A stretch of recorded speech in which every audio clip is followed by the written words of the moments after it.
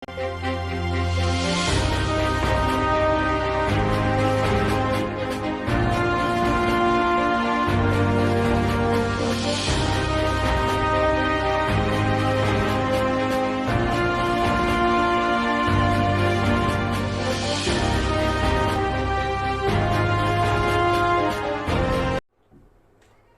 is no need to fight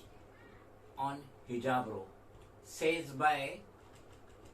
Maharashtra home minister Dilip Walse Patil. कैसे हो दोस्तों, मैं Mohammad Naeem Shaikh, founder national president regional political party M political party, एक बार फिर आपसे रूबरू हो रहा हूँ ऑन बिहाफ ऑफ फॉरेन की न्यूज। तो ये आर्टिकल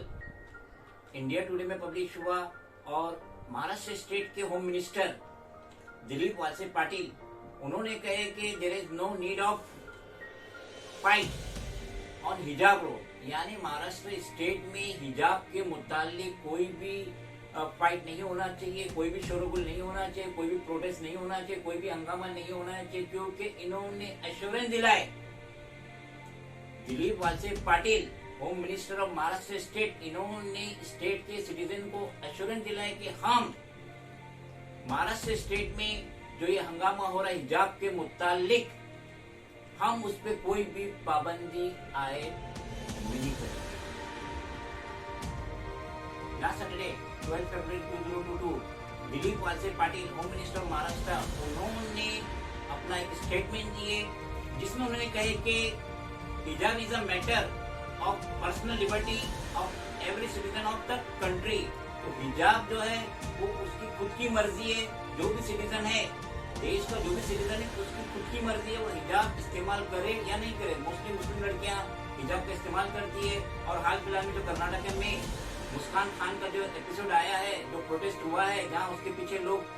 चिल्ला रहे थे, नारे लगा रहे थे और इस लड़की ने बड़ी दिलेरी दिखाई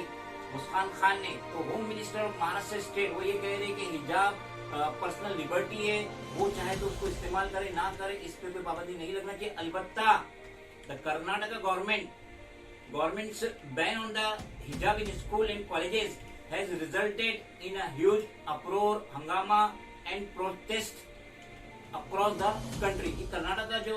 हुकूमत ने जो स्कूल और कॉलेजेस में हिजाब के इस्तेमाल पे जो पाबंदी आयद करने की कोशिश की थी, जिसके अवज में पूरे हिंदुस्तान में हंगामा हो रहा है, प्रोटेस्ट हो रहा है, तो उनका ये कहना है महाराष्ट्र स्टेट के सिटीजन से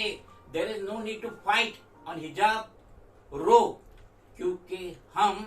महाराष्ट्र स्टेट में हिजाब के ऊपर कोई भी बैन नहीं लगा रहे। संडे टाइम्स ऑफ इंडिया 13 फरवरी 2022 उसमें एक आर्टिकल है फ्रंट पेज पे कि उत्तराखंड के जो सीएम है पुष्कर सिंह धामी, वो ये एश्योरेंस दिला रहे हैं अपनी स्टेट के सिटीजन को कि अगर बीजेपी री इलेक्ट होती है असेंबली इलेक्शन में तो हम कंपलसरी कर देंगे यूसीसी, जो पाबंदी आयद कर देंगे इसका हिजाब वगैरह के इस्तेमाल पे। तो यहाँ पे गौर करने वाली बात यह है कि बनिस्बत वो विकास की बात करे, रोजगार की बात करे, टैक्स में एग्जेम्पशन की बात करे, पेट्रोल डीजल प्राइस रिडक्शन की बात करे, वो ये बात करने की बजाय वो अपने सिटीजन को खुश कर रहे हैं कि हम अगर दोबारा सत्ता में आते हैं उत्तराखंड में तो हम कंपलसरी हिजाब को बैन कर देंगे स्कूल और कॉलेजेस से। तो यहाँ पे बीजेपी एक अलग ही गाना गा रही है, विकास का नाम नहीं ले रही है, महंगाई पर कंट्रोल करने का नाम नहीं ले रही है, रोजगार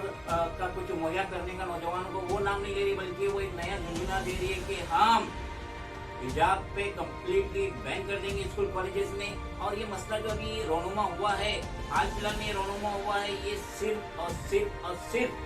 यूपी इलेक्शन को देखते हुए हुआ है, क्योंकि यहाँ पे बीजेपी की हालत थोड़ी खस्ता थी, योगी की भी हालत खस्ता थी, और जो सोशल मीडिया से मालूम पड़ रहा है कि पीएम नरेंद्र मोदी की जो रैली हो रही थी या तो कैंसिल हो रही है या तो पब्लिक नहीं आ रही है, तो इनको एक मुख रुख मोड़ना था। सिटीजन का, यूपी के रहने वालों का, वोटर्स का ध्यान बीजेपी की तरफ करना था। तो ये मैं इसी टाइम पे ये मुद्दा उठाया गया है, हिजाब का मुद्दा महज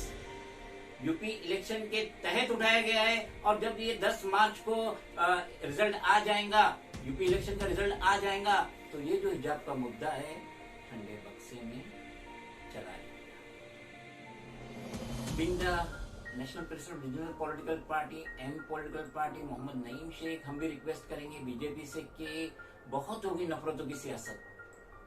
अब कोई विकास की बात करो, रोजगार की बात करो, महंगाई पे कंट्रोल करने की बात करो, जो टैक्स के अंदर जो एग्जेम्पशन दे सकते हो, रियायत दे सकते हो, उसकी बात करो, पेट्रोल डीजल पे कंट्रोल करने की, रिडक्शन करने की बात करो, ना कि ये हिजाब के नाम पे दो फिरकों में, दो मजहबों में, दो मजहब के मानने वालों में नफरतें पैदा